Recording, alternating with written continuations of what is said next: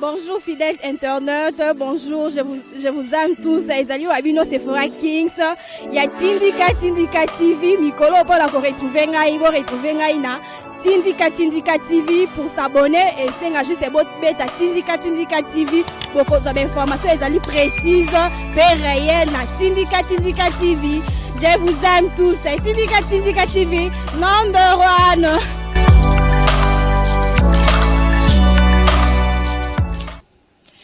Mbote bande ko balandia situation internet ya Tindika télévision ndenge to misana toujours ko lemno basango ya mboka na biso pe basango o etali politique ya mboka na biso to misana toujours ko yela bino basango to ko yaka toujours pona ko informer bino esika bo misana ko yamba biso na kati ya Tindika télévision bande ko bazoka toujours libaku ya ko yambaka be émission na biso bo s'abonner massivement et puis bo partager be émission o ezali ko se présenter devant be etando mike na bino fidèle internet ya Tindika télévision nazali na invité na ngai o bokomona ye kala mingte na kombo ya Monsieur Daniel Kasavubu o yazali le petit-fils du défunt Kasavubu tozali ne awa azali secrétaire adjoint à parti ALT ya Monsieur Toussaint Alonga pro Tshisekedi donc to mekamo ko solane selon l'actualité politique o yazali ko se passer na kati ya itando to na kati ya mboka na biso na bosante babos nanga papi kelina refin ki sombo bazomi na Angleterre Benedict Mwanzape ya Lida Tango na bosani ote Jema Kindolo depuis Magistère na bosani opete le commandant Patrick Boulabou pe na bosani ote fidèle internaute mbote na yo Monsieur Daniel Kasavu. Oui, mbote mingi maman Sephora Kingenge. Voilà. Sangoni mo mikolo bele.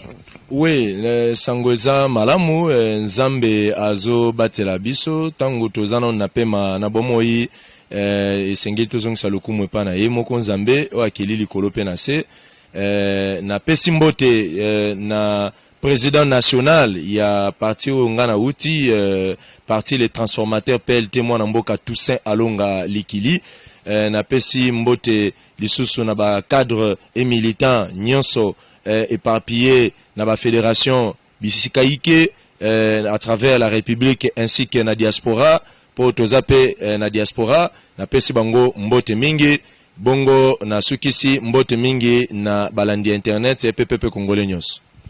Mboka Monsieur Daniel Tshisekedi tokokoloba pourquoi est-ce que botseka ka pro Tshisekedi pourquoi na parti na bino botsa pro Tshisekedi non na parti na biso to tcha pro Tshisekedi te esengeli na meka ko élever qui voko wana le PLT le parti transformateur en sigle PLT ya ndeko Toussaint Alonga ezali parti politique o ezali na idéologie nango ezali ko défendre ba idéo nango tozali parti indépendant tozoko travailler comme étant parti o ezali comment dirais-je ezali sous tutelle ya mutu moko songolote non seulement le problème est que PLT il y a ndeko Toussaint Alonga ezali parti oyo président national na yango azali moko oyo auti et pas il y a les sphinx de l'humanité Etienne Tshisekedi voyez-vous c'est-à-dire que Félix Tshisekedi comme étant président na mwana mboka Toussaint Alonga bauta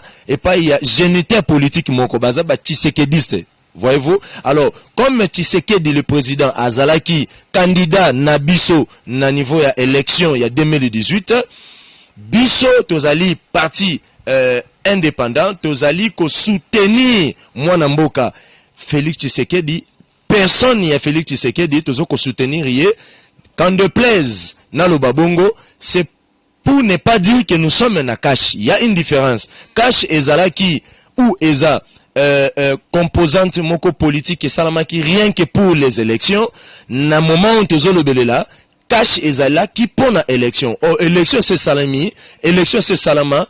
Président Aza déjà ou Yebani, alors il est de droit que Tolobela penza mingi disu kashite, mais plutôt Tolobela ba parti na biso auquel biso to uteleli yangwano moni na présentation na ozolo ba ketoza pro Tshisekedi oui tozali ko soutenir Félix Tshisekedi parce que Azala qui candidat na biso na élection président national na biso autina Félix Tshisekedi géniteur politique moko et sengeli koyeba yango. Mais au moins à ce qui concerne vision un parti ezali ya président tout ça alonga yemo côté ezali lisanga ya baike auto sangani poto travailler ensemble to mema justement bendele ya ba idée na biso commun o ba bengi idéologie to ba na kotombola yango na intérêt ya ko satisfaire ba besoin social ya peuple congolais, d'autant plus que parti na biso tozali ba socio-démocrate.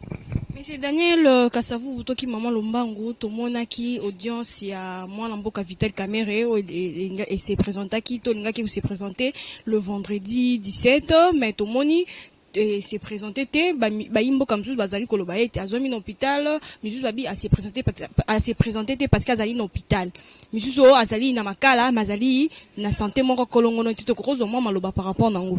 Bon na maetali Vital Kamerhe na zapenza na ba information vrai sûr concernant état de santé naie, mais o tozo koyoka ke Vital Kamerhe aza nzoto malamu te atayo moko mutaza nzoto malamu te boni mutu maladi bo kende nae na Jose pour que baluka ba sambisa eza nonsense. Ce qui est vrai que état de santé nae eza malamu te, ben on peut juste atermoyer n'est-ce pas cet appel en attendant qu'elle puisse récupérer sa santé. Une fois santé nae zongi malamu, ben on va relancer le dossier au niveau de la justice, et d'autant plus que dossier nae a déjà na niveau de justice na niveau d'appel na moni lo mon côté auquel to ko lobela ou to polémiquer ou encore faire trop de commentaires na katuana ezate.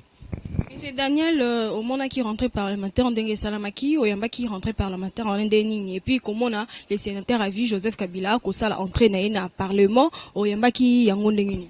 Très bien. Na bandi rentrée parlementaire au yutu ko salama et zalaki une rentrée parlementaire surprise ya komona enfin mwana mboka Joseph Kabila s'est finalement décidé ya ko zoa ko opter n'est-ce pas option ya kozwa titre na ye constitution epesi ye elongo na ba président mususu o bakoyana sima, ça il faut bien le noter.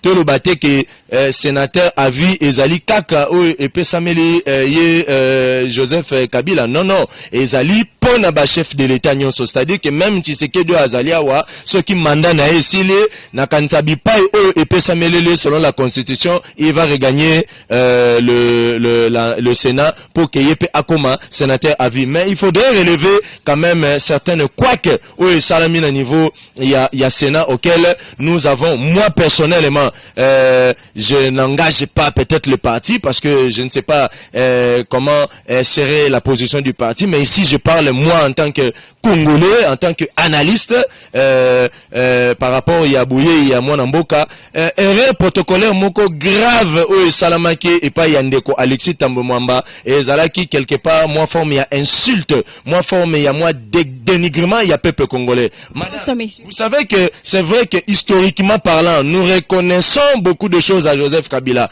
Quand bien même que Azalaki Moto Penza à répondre à 100% n'a pas désirateur à peuple congolais, mais il faudrait être honnête et juste, il y a qu'on reconnaître quand même les bienfaits au Moutasali. Donc, on ne pas tout ce qui paye. Kabila za satante pour to la tsema seke to peto luga to zoa mauvais sort nous to la tsalikolo na c'est vrai il y a zana mai o peto kende pas to zonga asali o to ko beta maboko parce que ça y pour intérêt il y a communauté mobimba, mais il faut que tala Kabila zali sénateur à vie, oui, titre wana à vie et zali honorifique, mais quand même, t'aurais comme on a été sénateur, Tatami Bimba, président Sénat, madame nani ya parlement, deuxième personnalité institution, ya ko se déplacer pour na ko landa président, bazo landa on dirait bana mike moko boy bazo ko lenga, mais tout ça c'est ridicule pour un grand pays, un si grand pays comme le Congo. Nous devons quand même être à la hauteur, ya ko talisa niveau, ya conception, niveau, ya considération to zo likolo ya ba titre honorifique et fonctionnaire de l'état auquel te tozana yango na bandinga so na alengi na place madame Janine Mabunda ata so Kabila mutapesa nga poste wana na compte ya parti na oyo kolanda enengo wana te, c'est-à-dire que na ko peut-être ko accueillir au pied, n'est-ce pas, il y a ba piédestal il y a Assemblée nationale, mais ce qui concerne ko kende na ye pour que ndoko kota na kati ya salle ben na wepo ko tika ke ndoko tambola ye moko peut-être pour des raisons protocolaires ndé muso asala ki yango bongo, mais il y a le lengo batu bangai bazongo ba semisa yango ba comme ça on dirait moi eloko moko boyene non président de la République za bongote ezaka ko semisa ezaka ba intention mabe batu bazana ngo. Aujourd'hui te pesi président Joseph Kabila merci parce que au moins azolongo la biso déjà équivoque o ba diabulu ba na ngona kati mutu na bango lelo Kabila sali shona ya comme sénateur à vie. En tout cas botika mona mbalo ya fanda calme, il a fait 18 ans au pouvoir, botika fanda calme na 5 bino 2 de kolo bino bato boza ko luka toujours ko senga Joseph Kabila zonga na pouvoir, on dirait comme si bino boza incapable à gérer, on dirait comme si bino bozala ki wana ka po bo gérer.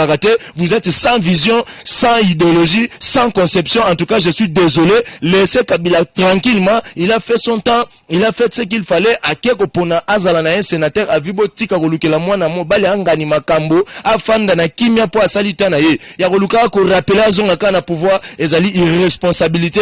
Daniel la code na kati yote bongo soki ezali ye moko le sénateur a vu mutazali ko senga to azali ko tinda na bato bazali nzinga na yeke to ba annoncer ke akozonga kala mingi te. Au moins peut-être que la ye moko. Je ne pense pas. Écoutez, biso sali classe to sali psychologie to yebi makambo to talaka lo lenga batu. Na ko sala moi rappel muke. Obi ke monsieur Kabila naza porte-parole na été, mais na sala lecture psychologique na ye. Obi ke na 2000 si j'ai bonne mémoire, na 2014 entre 13 ou 14, monsieur Joseph Kabila sali mbagi na pouvoir.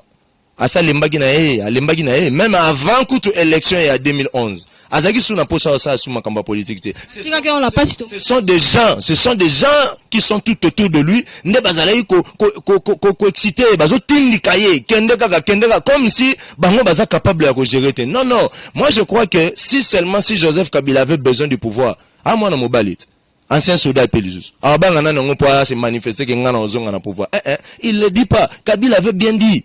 Je me rappelle son discours na moka salaki na oya yebisa journaliste moko amené à ma petite sœur la constitution. Na yebito so bozo se rappelle na image wana. Pourquoi le barabongo? Parce qu'on lui a posé une question sur sa pérennisation na pouvoir. Ah bien non, je vais respecter la constitution. Oh, si Kabila avait dit à son temps qu'il va respecter la constitution, mais qu'en déplaise par rapport à la suite logique à respecter la constitution, il faudrait à respecter en même na ba article ozo sala ete que il est sénateur à vie. Il n'a plus droit à quoi le Koluka soit 5 sous mandat. Yanni yango poso beti 18 ans. Congo toi 80 millions. Nga pende na fandi atamso na ko kansana zala un jour président. Mais non, comme zana mutana ba projet mutana ba posa o ya Koluka kokoma pour ka luka sala service ya politique pour na rendre service na population parce qu'il faut pas ko bosa na ete to sala politique ya pona ba famille na bisote, to sala politique pona mabenga na bisote plutôt to sala yango pona intérêt commun. Donc, cela n'empêche que lobby, Toyoka Moutou X, to Y, Yakuna FCC, Yakuna par exemple, PPRD a se désigné comme candidat. Et Zalaga va super chérité sur une seule personne. Non, il faut laisser arrêter avec ces choses-là. Laissez tonton Joseph tranquille. Il a fait son travail. Laissez-lui tranquille. Il a fini à faire son travail. À Kendofana na Siena na ye, à ce qui parana Baranch na ye, à ce qui parana madame, son épouse, maman Olive Ndegonangai, Yombe, à s'occuper na Libota na ye, à s'occuper na famille na ye. Point bas, vous qui êtes là, vous êtes restés, organisez-vous autrement, travaillez pour l'intérêt de la population, ne restez pas là seulement pour voir Joseph Kabila, il n'est pas le seul entre vous tous.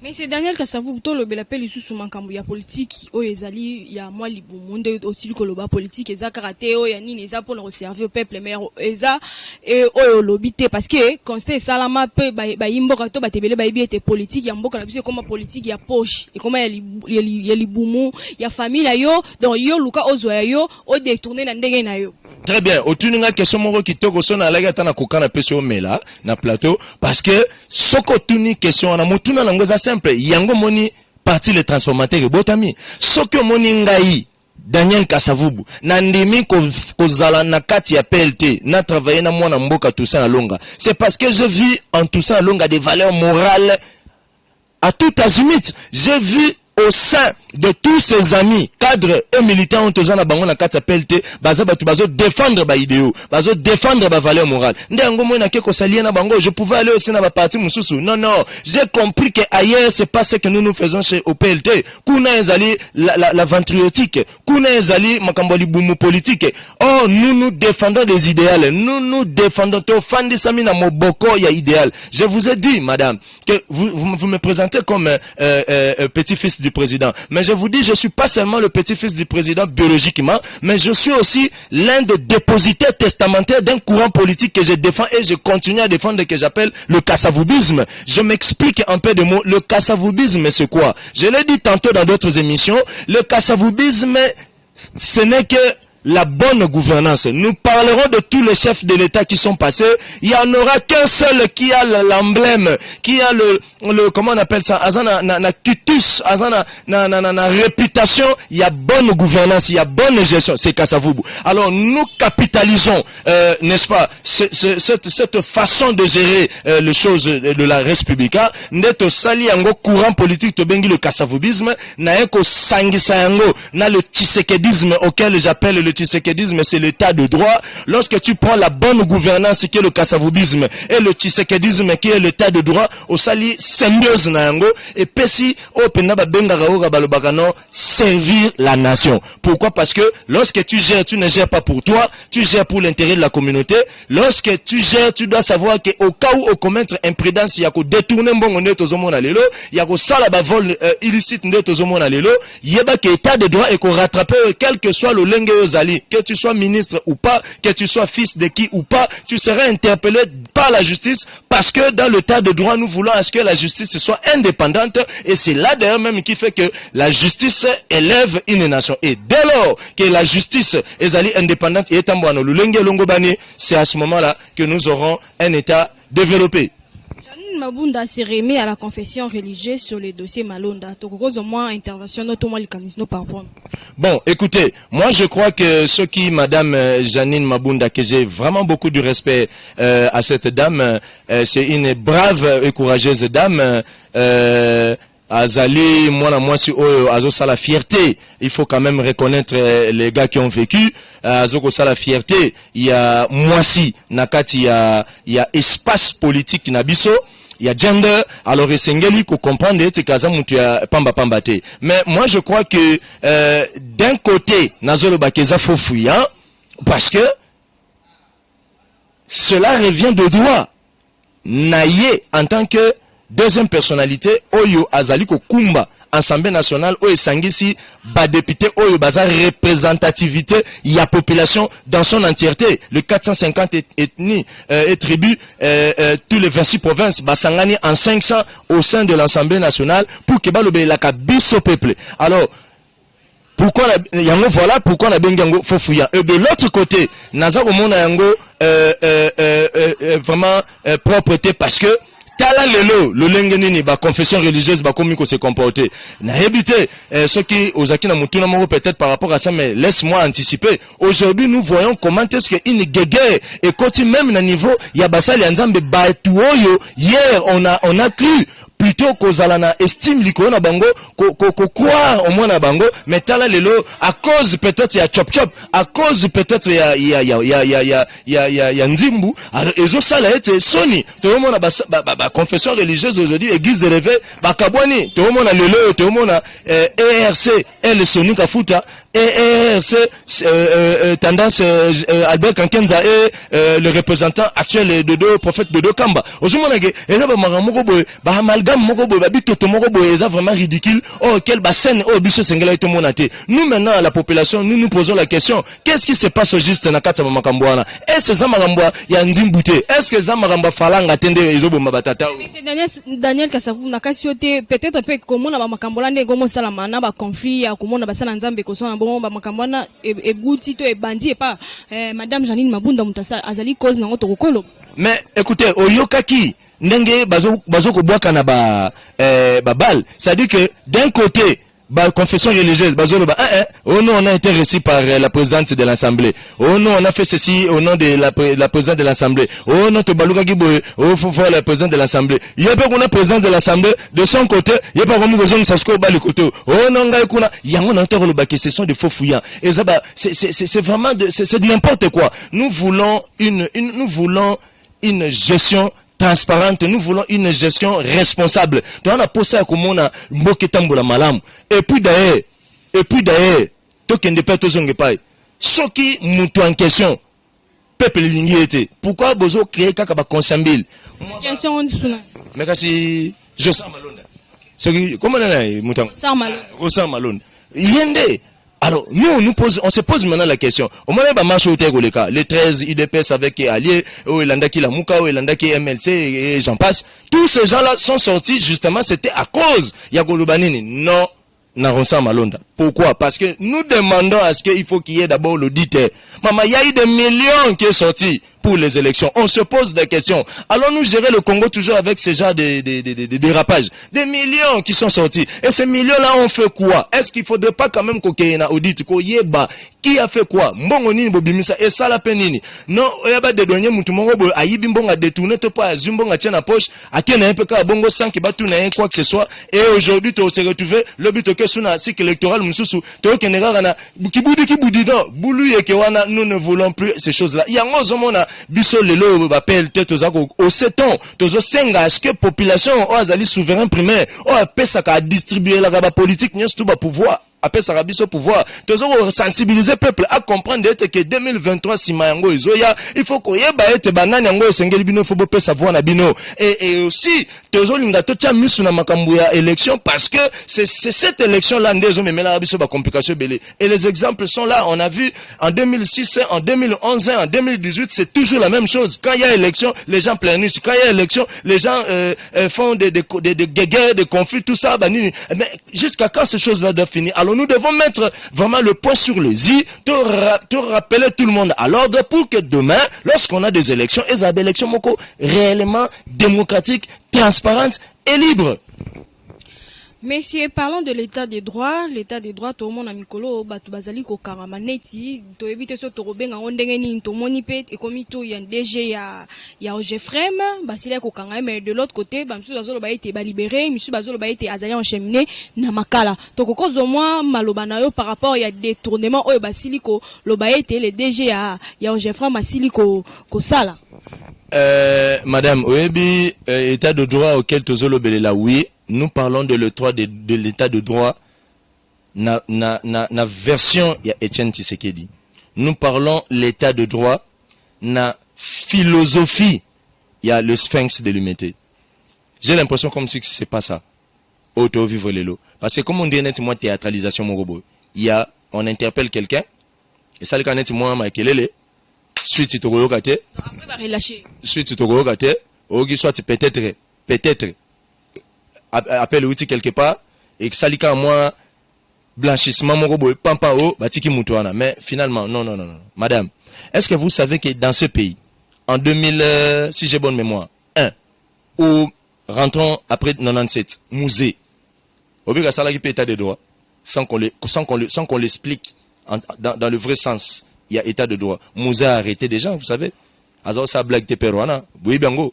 Rappelez-vous, Musée à Kangabatu, Musée à interpellé Batu, Musée à Salakout de façon que ce goût de sali blague à Bendi, comment on appelle ça, bisika bateka diamant, tout ça, nyon, ça centralisant mon anda kunae, agina besoin mon clé pour comprendre comment les choses se passaient. Et rappelez-vous à son temps, Musée a payé les policiers et les militaires $100.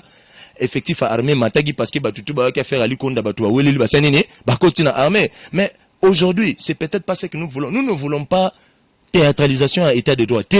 Nous voulons l'état de droit dans le vrai sens du mot. Il y a des voleurs dans ces pays, madame. Je te dis qu'il y a des gens qui les détournent plutôt. Il y a des détournés. Et ça va détournement à ma sécurité. Il y a des gens qui ont détourné.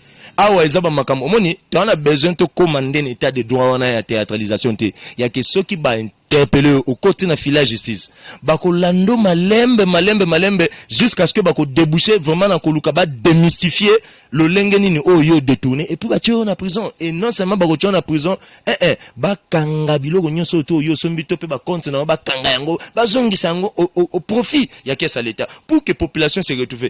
Jusqu'à quand Congo te continue ko là? Jusqu'à quand Congo te continue ko gémir, te recouvrir na misère? Jusqu'à quand l'hymne national dit debout congolais, mais nous ne sommes pas debout. Apparemment jusque là tozara ka Konguluma. Tozara kutu ya kofanda te mais ya mabolongo. Ça dit que tozara kofukama. Alors comme tozara kofukama, mais peuple congolais, levons-nous, dressons nos fronts. Dressons nos fronts. Oh, c'est dresser le front. Et ça, politique.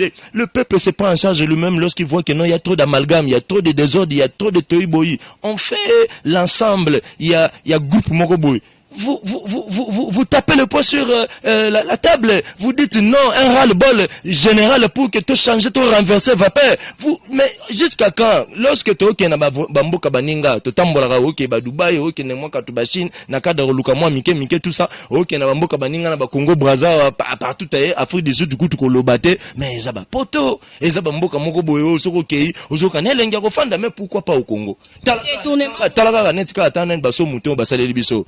Est-ce que vous dites que Sénégal, imagine et tourner dans les réseaux sociaux, dans internet, ma mona kango. Bah là, ça biso son montant à Sénégal, na son montant à Congo, oh abiso 6 et bimisi 57 millions, ya bongo za soki combien mais bimisi ka 6 millions. Ozoe ba image wana elega na les réseaux sociaux, na kanta ba tutu ba monagi. Mais jusqu'à quand on va continuer avec ce genre de conneries? Jusqu'à quand on va continuer avec ce genre des aventures? Tout ça c'est quoi? C'est parce que ba oh ba si ba comme na place wana tellement qu'ils sont mauvais que ba lingi susute biso ba tomala muto ya. Po ba yebi ke soki ba tu lokola ba biso toé na ba tout ça na bandeko nyonso tu ya ba pelte na ba parti mususu o ezali ko partager justement ba idéal commun neti loko abiso to ko ya ko renverser ba makambo to ko ya ko changer nde makambo to lingi nde makambo etambola et okomona ba otela bino ba bato na le roue bazo lukarara moi ba makambo moko boye koko po kara simba te po bango ka nde bazala ba continuer ko sala association ba malfaiteur conglomérat des aventuriers pour que ba continuer à coexister. Là ce n'est pas bon et dès lors que nous ne dirons pas un mot là-dessus, nous allons continuer à couper dans la misère et nous allons continuer toujours à pleurnicher jusqu'à ce que comme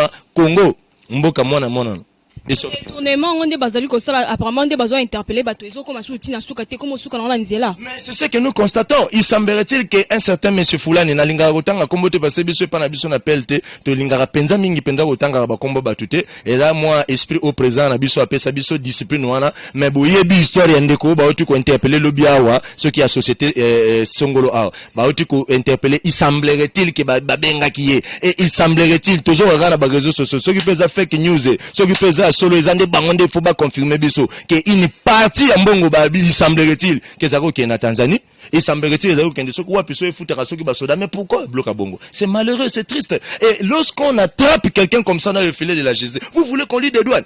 Vous voulez qu'on lit des douanes? On va continuer avec ce genre de problèmes jusqu'où? Non, ces choses doivent s'arrêter. Nous devons voir le vrai état de droit. État de droit des postes démesurés. État de droit à théâtralisation.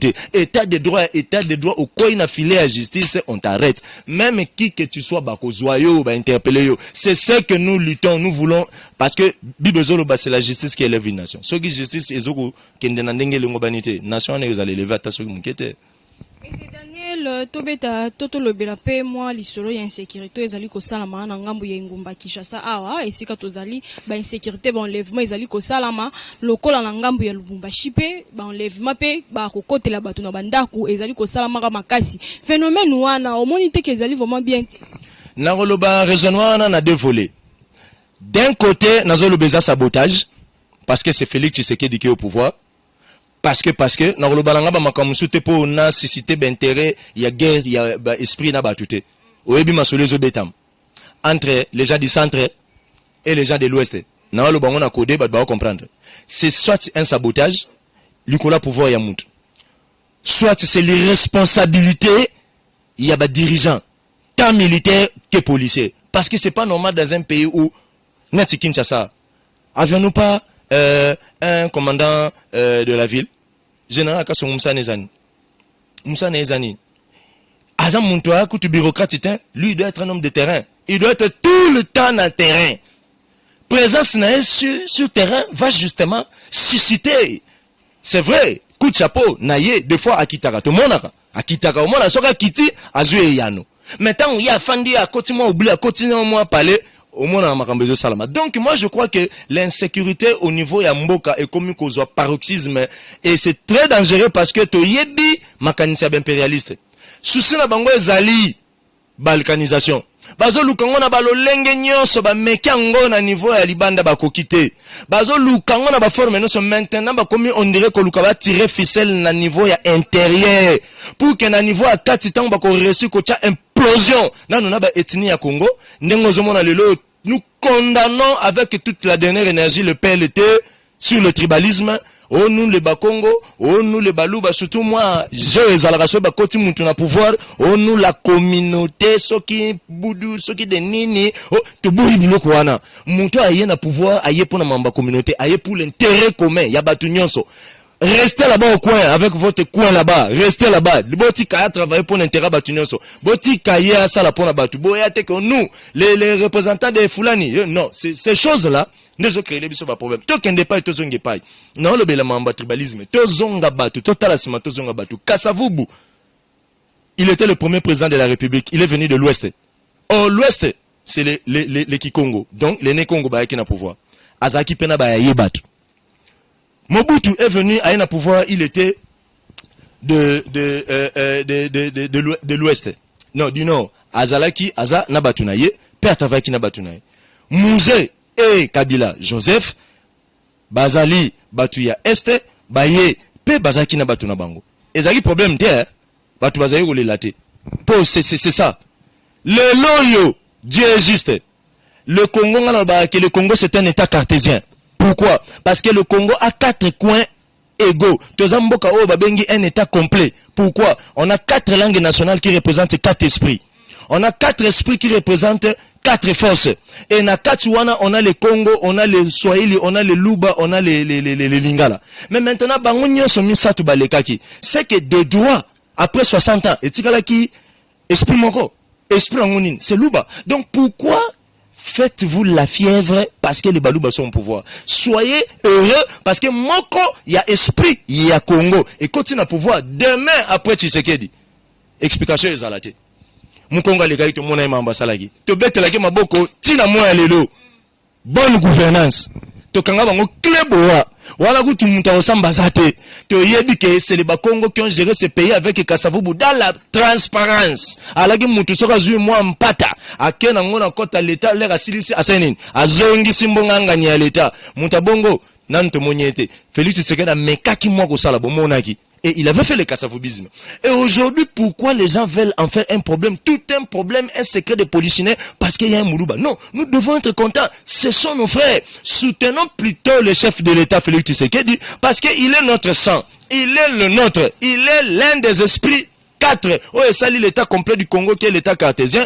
Aujourd'hui, bisous, surtout 4 tokoki. Donc, Congo, tokomi kiti, yamakolomine.